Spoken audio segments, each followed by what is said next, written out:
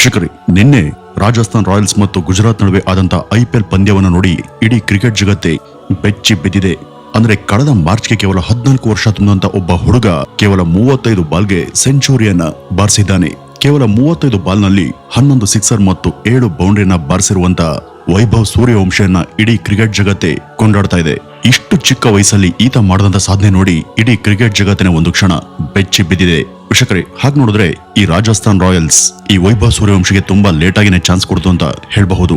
ಈ ಸಂಜು ಸ್ಯಾಮ್ಸನ್ ಇಂಜುರಿ ಆದಂತ ಕಾರಣ ಈ ಹುಡುಗನಿಗೆ ಅಂದ್ರೆ ವೈಭವ್ ಸೂರ್ಯವಂಶಿಗೆ ಚಾನ್ಸ್ ಸಿಕ್ತು. ಆದ್ರೆ ಸಿಕ್ಕಂತ ಚಾನ್ಸ್ ಅನ್ನ ಆತ ತುಂಬಾನೇ ಚೆನ್ನಾಗಿ ಉಪಯೋಗಿಸಿಕೊಂಡ.